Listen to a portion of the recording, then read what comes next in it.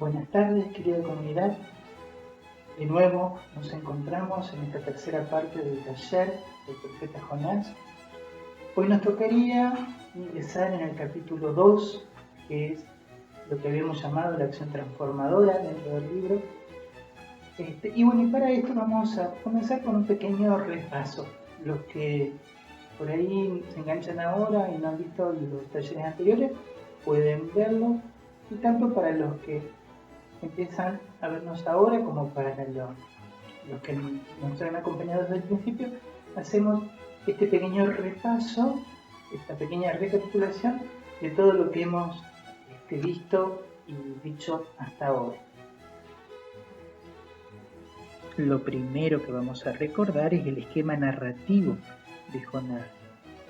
Dijimos que los dos primeros versículos del capítulo 1 eran la situación inicial, nos contaban o nos narraban quiénes son los personajes de todo el libro, cuál es el marco de todo el libro, cuál es la situación a partir de la cual se va a empezar a desarrollar la historia. Y que desde el versículo 3 y hasta el final del capítulo 1 nos encontramos con lo que llamamos el nudo, la complicación, aquello que hace que el relato vaya adelante. El marco de la situación inicial, ¿cuál era? Dios que le pide a Jonás que predique en Nínive. Y el nudo o la complicación, ¿cuál era? Jonás que huye, Jonás que no quiere predicar. Después tenemos la acción transformadora, que es lo que soluciona o ayuda a solucionar el problema que surge en el nudo, y el desenlace y la situación final, que son la consecuencia de esta acción transformadora. La acción transformadora es el capítulo 2, el desenlace el capítulo 3 y la situación final el capítulo 4. Hoy nos tenemos que detener en el capítulo 2, en la acción transformadora. Y ahora veríamos el capítulo 2, que es lo que llamamos la acción transformadora. Antes de eso, y para comenzar e introducirnos en esta parte, vamos a hacer lo que venimos haciendo en todos los videos, es decir, leer el texto. Los invito a que pausen el video y lean el capítulo 2 completo del libro de Jonás. Nosotros lo vamos a leer nuevamente después, pero háganlo primero desde sus versiones de la Biblia. Así que pausamos el video un momentito y leemos el texto del capítulo 2 de Jonás.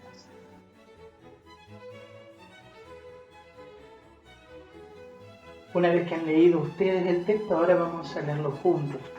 Ustedes van a decir, ¿para qué de nuevo repetir? Si se acuerdan, en el primer video nosotros decíamos que leer la palabra es como escuchar a alguien. Hay que prestarle atención. Bueno, precisamente leer 2 o 3 veces el texto bíblico nos ayuda a esto, a prestar atención, a abrirnos a lo que Dios está diciendo. Ustedes lo leyeron en la versión que tienen en sus casas. Yo voy a leerlo desde la versión de la Biblia de Jerusalén, como vengo haciendo en los videos anteriores. Así que leemos juntos el capítulo 2 de Jonás.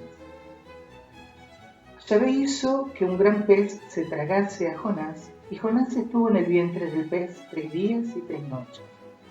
Jonás oró a Yahvé su Dios desde el vientre del pez, diciendo: En mi angustia clamé a Yahvé, y él me respondió. Desde el seno del abismo grité, y tú me escuchaste. Me habías arrojado a lo más hondo en el corazón del mar. La corriente me arrastraba, todo tu oleaje me arrollaba. Yo me dije, me has arrojado de tu presencia.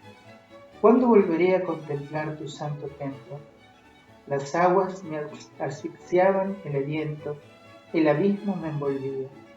Las algas enredaban mi cabeza, bajé hasta los cimientos de los montes. La tierra se cerró para siempre sobre mí. Pero tú sacaste mi vida de la tumba, Yahvé, Dios mío. Cuando mi aliento desfallecía, me acordé de Yahvé, y mi oración llegó hasta ti, hasta tu santo templo. Los que adoran falsos ídolos traicionan su lealtad. Yo, en cambio, en tono de acción de gracias, te ofreceré sacrificios. y cumpliré los votos que te hice. La salvación viene de Yahvé. Entonces Yahvé ordenó al pez que vomitase a Jonás en tierra firme. Palabra de Dios, te alabamos, Señor.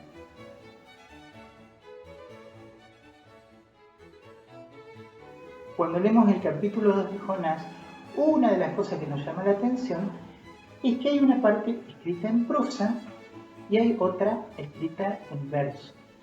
Esto nos puede ayudar mucho, pero nos puede ayudar mucho a entender este capítulo. Pero primero tenemos que recordar lo que significa la prosa y lo que significa el verso.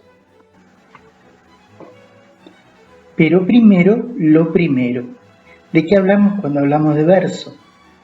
El verso es la palabra o el conjunto de palabras que están sujetas a medida y ritmo o solo a ritmo. Esta es la definición del diccionario. Parece complicada, pero en realidad es bastante sencilla. Por ejemplo, hay un verso muy conocido que nos enseñan cuando somos chiquitos en la escuela que dice: en el cielo las estrellas, en el campo las espinas y en el centro de mi pecho la República Argentina. Fíjense, este verso, este discurso, este conjunto de palabras, por un lado tiene medida, es decir, cada frase tiene más o menos la misma longitud, la misma cantidad de sílabas, la misma extensión, y por otro lado tiene ritmo. En el cielo las estrellas, en el campo las espinas, es casi como si estuviéramos cantando sin estar cantando. Bueno, eso es un verso. Además, a veces el verso tiene rima. En este caso, la tiene solamente entre espinas y argentinas. Entre estrellas y pecho, no. Pero hay versos que no tienen rima.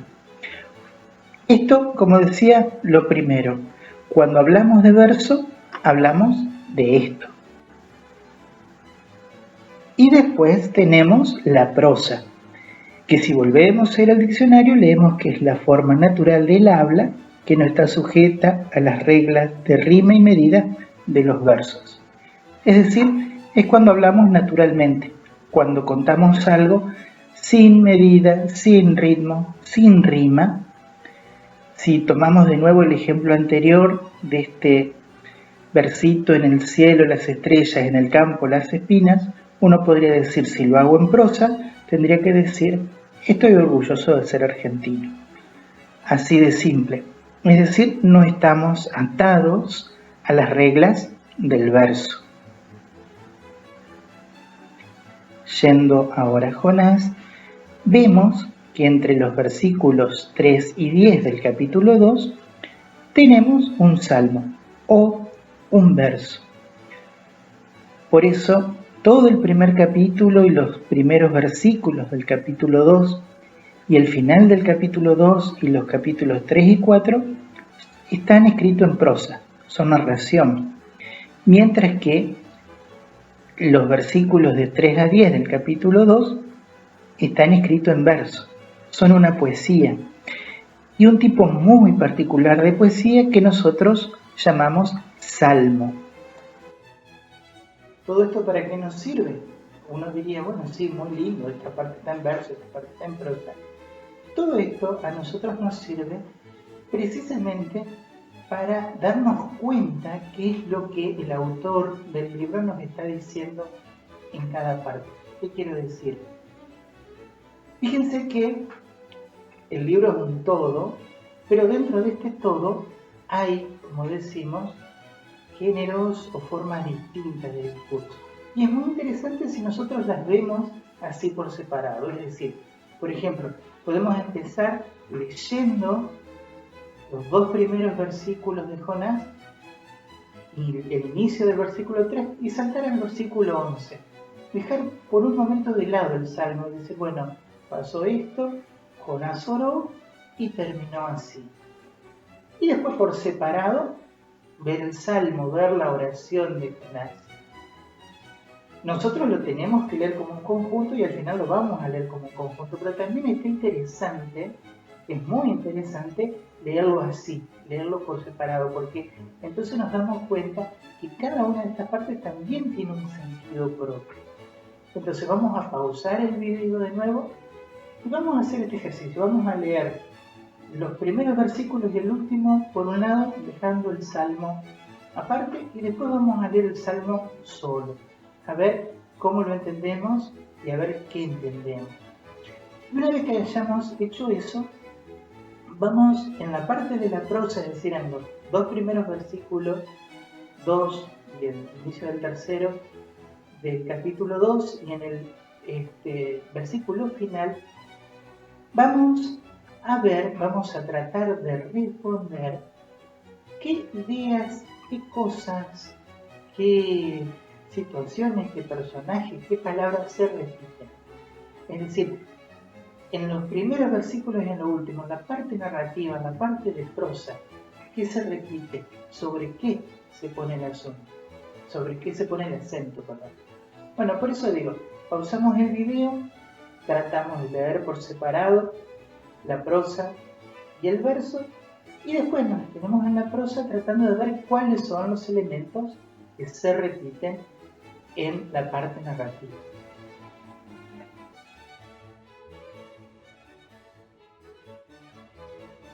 Entonces, ¿cuáles son los elementos que se repiten en la parte narrativa, en la parte de prosa del capítulo 2 de Jonás?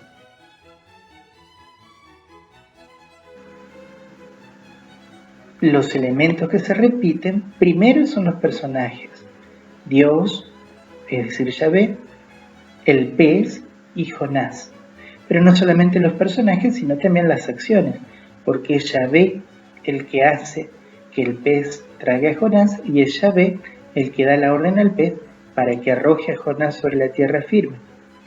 Y el pez primero lo traga y después lo arroja. Fíjense que Jonás en realidad no hace nada. Y es en este contexto, en el contexto de esta acción de Dios, en donde se introduce el salmo o la oración de Jonás.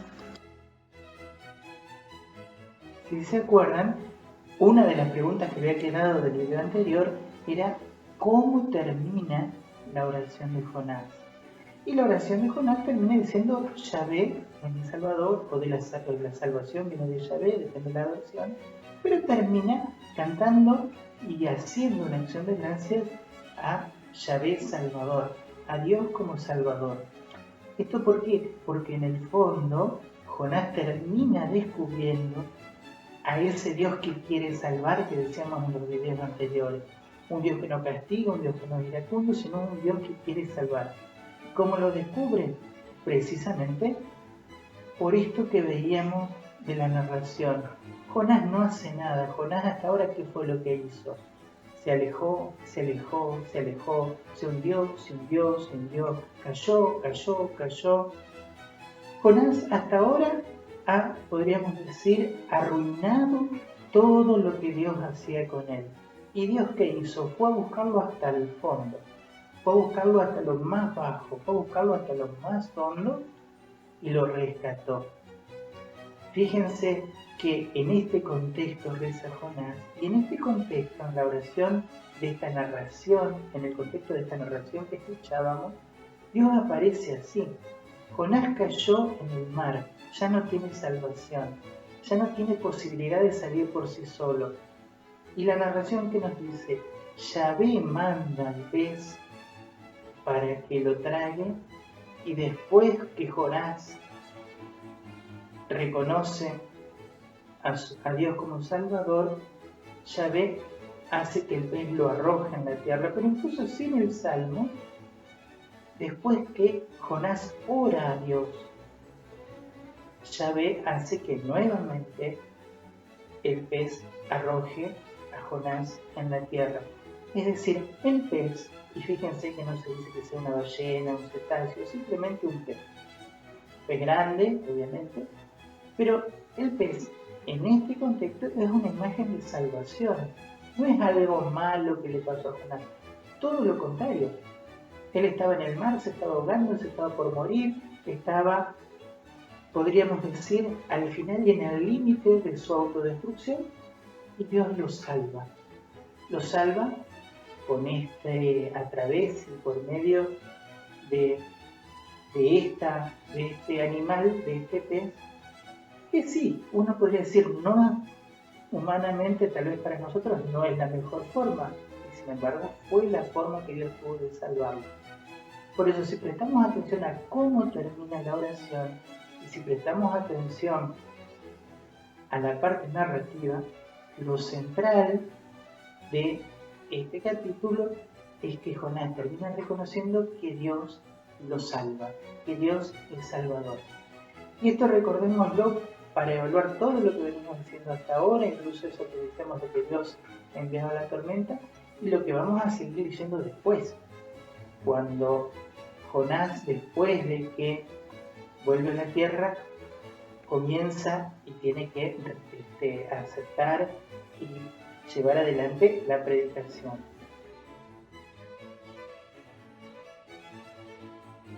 Pero ahora vamos a leer por separado la poesía, el salmo, la oración de Jonás. Y acá también vamos a comenzar con esto que vamos a pensar, vamos a tratar de leer, releer y meditar y reflexionar sobre esto que hicimos con la parte narrativa. Fijarnos qué cosas repiten, qué cosas aparecen 2 veces o 3 dentro del salmo. Palabras, personajes, imágenes parecidas que uno dice, bueno, no usan la misma palabra, pero están hablando de lo mismo. Fíjense, para darles una idea, no se va a hablar en ningún momento del pez. Jonás está dentro y está hablando. Pero al no hablarse del pez, ¿de qué otra cosa se habla? Es decir, vamos de nuevo a pausar el video, vamos a tomarnos un momentito para leer solamente el salmo y ver qué cosas se repiten en el salmo. Hago solamente una aclaración, la poesía hebrea es muy rica, muy interesante. Necesitaríamos otro taller para meternos de lleno en los salmos y en la poesía hebrea, así que no vamos a hacer acá un trabajo exhaustivo sobre el salmo. Vamos a detenernos solamente a ver qué cosas se repiten y a partir de ahí yo después voy a dar algunas ideas. En todo caso, si Dios quiere y esto sigue adelante, tal vez más adelante podamos hacer algún tallercito sobre los salmos.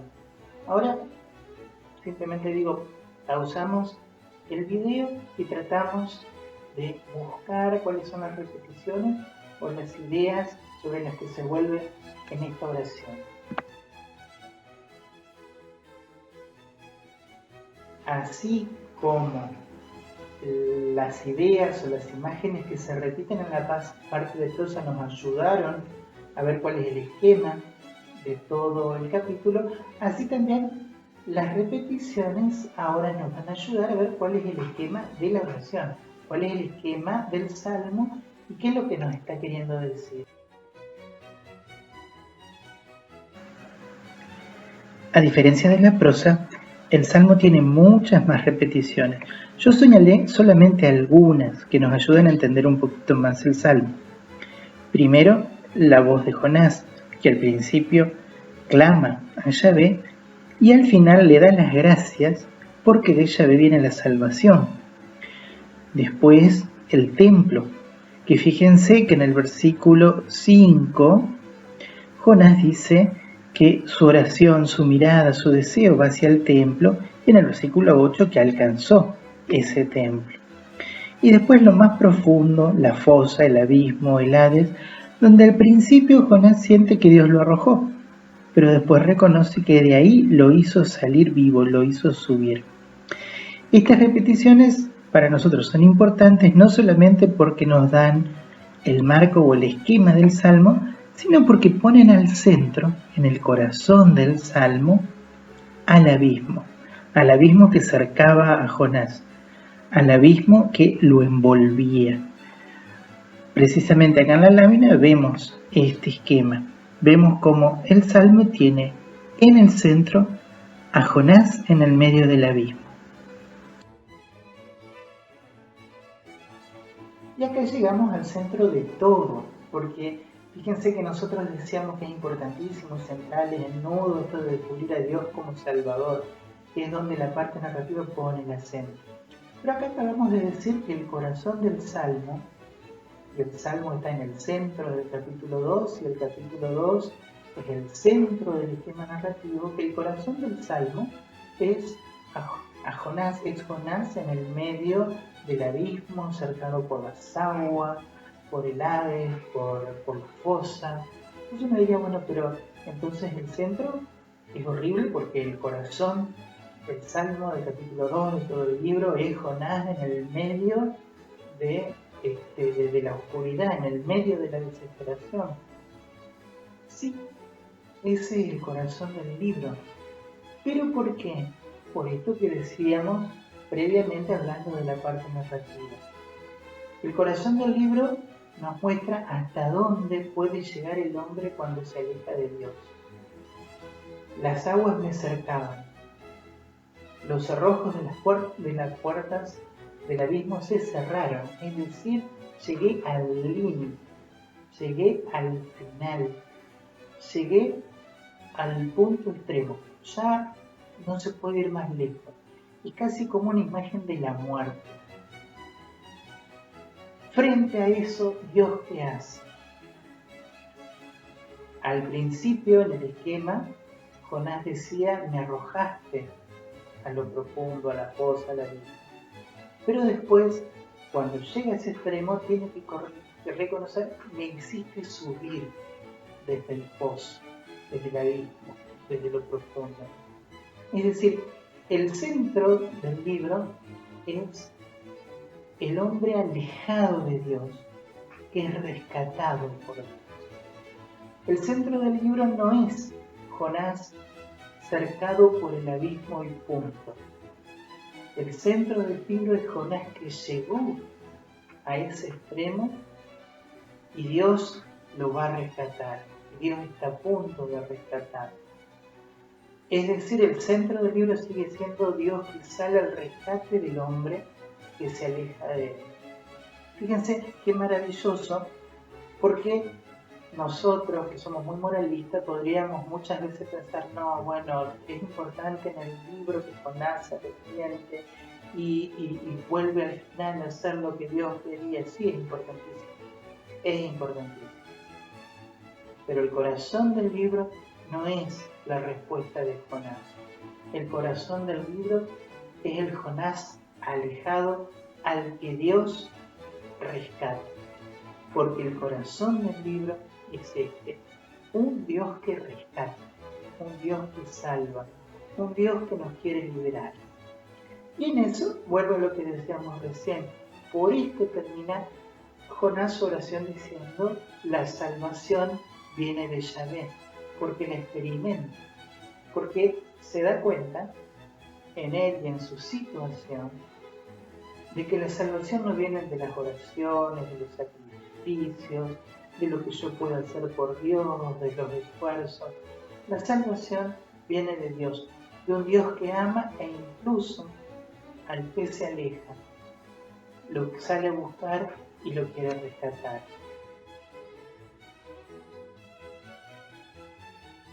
Y recuerden que otra de las preguntas que quedaban del último video era ¿qué relación encuentro, qué relación ve en Mateo 12, 38 a 40 con este capítulo 2 de Jonás, con Jonás 2 del 1 al 11? Y si vamos a Mateo, y seguramente ustedes ya lo hicieron, van a descubrir que la relación que Mateo descubre es que estos 3 días que Jonás estuvo en el vientre del pez son un signo de los 3 días de Jesús en la tumba, son un signo de la resurrección. Y esto no solamente confirma lo que acabamos de decir, sino que le da mucha más profundidad, porque hasta ahora nosotros podríamos decir, bueno, sí, tenemos razón, tiene razón, cuando uno está mal, Dios se sigue preocupando, cuando uno tiene un problema, Dios lo acompaña, si uno por ahí se aleja de Dios, Dios lo busca. Pero Mateo va más lejos, porque ¿qué es lo que está diciendo? ¿Cuál va a ser el signo? Dice Jesús, ustedes que piden signo. el mismo de Jonás. Así como Jonás estuvo 3 días en el vientre del pez, el Hijo del Hombre estará 3 días en el seno de la tierra. Es decir, va a morir. No es solamente que va a tener un problema tremendo, o como Jonás va a llegar al límite de la muerte. No, va a morir. El Hijo del Hombre va a morir. Y así como Jonás va a salir del vientre del pez, así el Hijo del Hombre va a salir de la muerte. Va a morir y va a resucitar, porque hasta ese extremo Dios nos busca. Incluso llega a vencer la misma muerte por nosotros. Y fíjense qué maravilloso leer el libro de Jonás desde esta perspectiva de Jesús, porque esto qué quiere decir. Que no hay nada, que no hay ningún problema, que no hay ninguna situación que no podamos poner en manos de Dios. Si Jesús venció la muerte, e imaginémonos la muerte, imaginemos la muerte de nuestros seres queridos, imaginemos la muerte de la persona que más amamos, imaginemos la muerte con todo lo que eso implica, y nosotros la experimentamos como algo definitivo y totalmente sin solución. Y si aún así Dios ha podido vencer eso, entonces no hay nada frente a lo cual nosotros podamos perder la esperanza, frente a lo cual nosotros podamos decir, no, acá ya se acabó. Por eso, nosotros tenemos que leer el libro de Jonás, no solamente desde la perspectiva, en el límite, en el extremo, Dios aún así buscó a Jonás, sino incluso desde el corazón de la misma muerte, Dios hizo subir a su Hijo a la vida, hizo resucitar a Jesús. Y en esa resurrección nosotros tenemos que poner nuestra esperanza para seguir nuestra vida.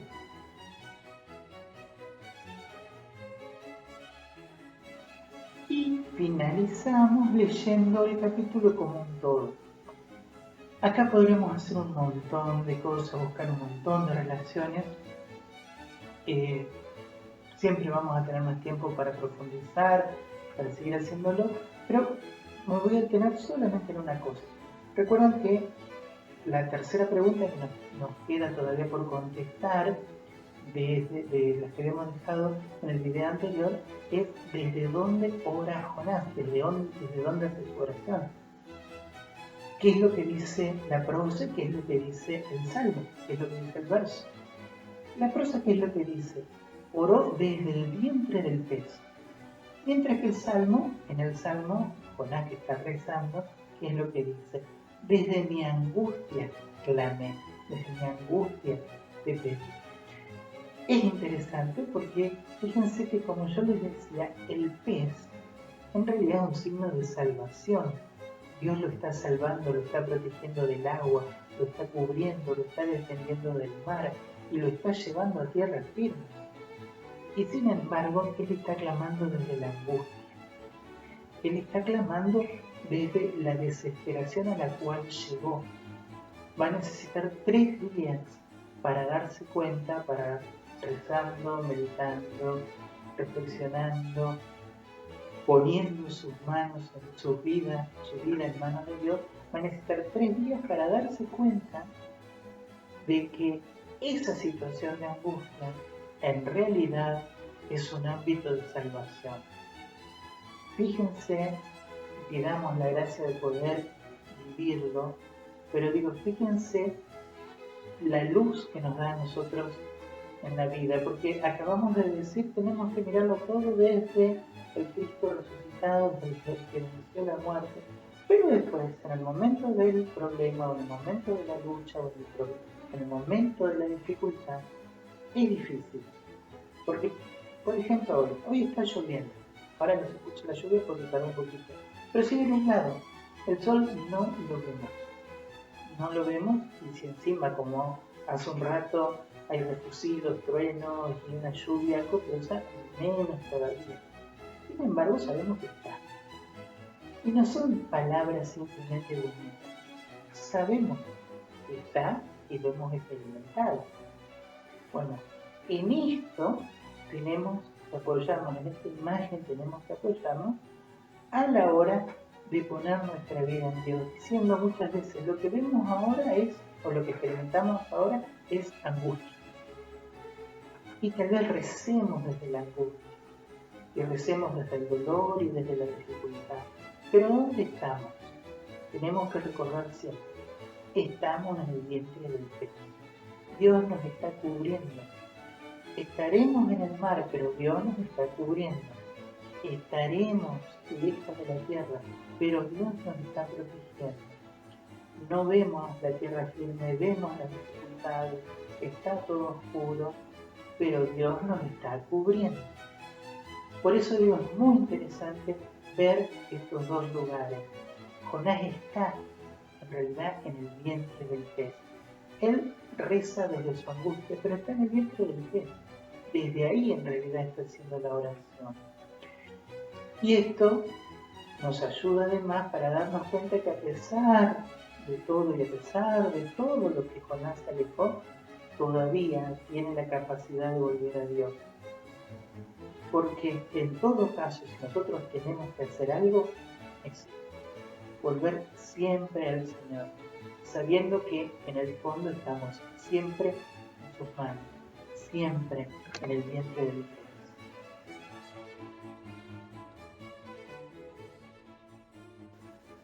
Podríamos decir un montón de cosas más. Este capítulo aparte es muy rico, del Salmo lo pasamos muy por arriba lamentablemente, pero bueno, sigamos.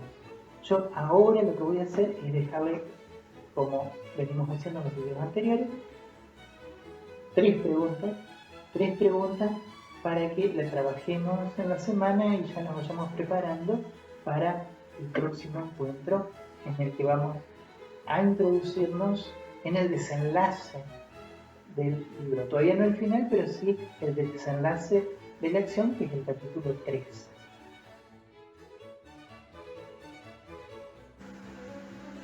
La primera pregunta: ¿qué diferencia hay entre los dos primeros versículos del capítulo 1 y los dos primeros versículos del capítulo 3? Porque Yahvé repite de nuevo su pedido a Jonás, le repite de nuevo su misión, pero hay una diferencia. ¿Cuál es? La segunda pregunta es: ¿qué hacen los ninivitas frente a la predicación de Jonás? Esta puede parecer bastante fácil y capaz que lo es, pero es muy importante. Y la tercera pregunta es: ¿qué hace Dios frente a la actitud de los ninivitas? Esta pregunta también puede parecer muy fácil, pero además de ser importante, vamos a ver que nos esconde algo de Dios, que nos dice algo de Dios a lo que no estamos tan acostumbrados. Y finalizando el video, les comento la imagen. Como los videos anteriores volví a cambiar la imagen. Esta tal vez sea un poquito más difícil de ver porque es muy chiquita. Pero aún así me gustó, busqué algunas otras y esta terminó siendo la que más me gustaba. Es muy chiquita porque es una miniatura. Es de un libro del siglo IX, de la mitad del siglo IX. Ustedes imagínense, viejísimo, de un salterio, de una colección, de una recopilación de salmos que tenían miniaturas, que se llaman pequeños dibujos a los costados o abajo o arriba. Este es una representación del profeta Jonás en el vientre del pez. Por eso me gustó, porque acá no aparece Nínive, no aparece Yahvé, no aparece Tarsis, no aparece el mar, no aparece el barco, aparece Jonás en el vientre del pez. Y en el fondo es el corazón del encuentro de hoy. Este salterio, como digo, esta imagen, como digo, pertenece a un salterio del siglo IX que se llama Salterio de Clodagh, espero haberlo pronunciado bien, y es típico del arte bizantino. Es una de las expresiones más antiguas conocidas del arte bizantino. Así que con esta imagen nos despedimos. Espero que nos encontremos en el próximo video y que Dios los bendiga a todos.